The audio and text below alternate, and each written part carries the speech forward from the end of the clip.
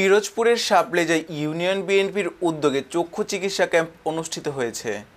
রোববার 21 December union বিএনপির দলীয় কার্যালয়ের ব্যবস্থাপনায় সাপলেজা ইউনিয়ন বাজারে ক্যাম্পটি অনুষ্ঠিত হয়। বিএনপি ও সহযোগী অঙ্গ সংগঠনের উদ্যোগে আয়োজিত আলহাজ হাবিবুর রহমান আকন এবং রিয়াল চক্ষু হাসপাতালের সার্বিক সহযোগিতায় দিনব্যাপী এ চিকিৎসা কার্যক্রম পরিচালিত হয়।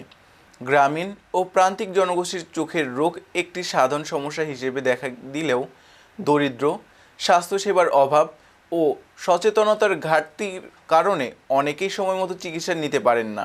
তাই এসব মানুষের চোখের চিকিৎসা সেবা নিশ্চিত করতে বিনামূল্যে চক্ষু চিকিৎসা কার্যক্রমের উদ্যোগ নেয় ইউনিয়ন বিএনপি। ক্যাম্পে আগত রোগীদের চোখ পরীক্ষা, প্রাথমিক চিকিৎসা ও প্রয়োজনীয় পরামর্শ দেন রিয়াল চক্ষু হাসপাতালের অভিজ্ঞ চিকিৎসকবৃন্দ। এতে শতাধিক মানুষ চক্ষু পরীক্ষা ও চিকিৎসা সেবা নেন।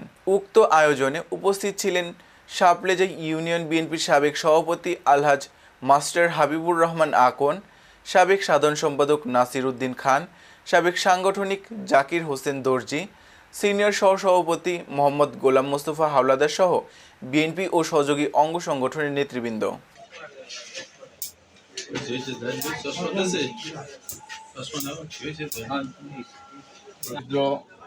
গরিব রোগে যারা দূর দূরান্ত গিয়ে চিকিৎসা করতে পারে না, তাদের সহায়তা, তাদের সাহায্যের জন্য রিয়াল চক্ষু হাসপাতাল থেকে আগত ডাক্তার দ্বারা তাদের সুচিকিৎসার ব্যবস্থা করা হয়েছে।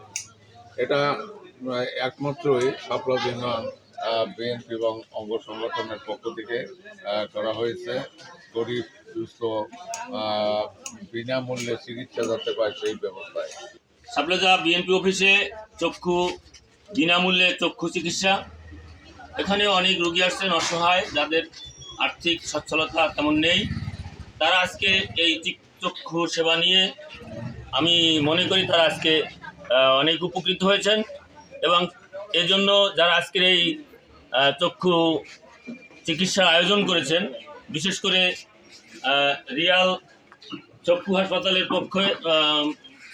পক্ষে যারা এসেছেন তাদেরকে এবং বাংলাদেশ জাতীয়তাবাদী দল সাপলেজা ইউনিয়ন শাখার পক্ষ থেকে তাদেরকে আন্তরিক ধন্যবাদ জানাই।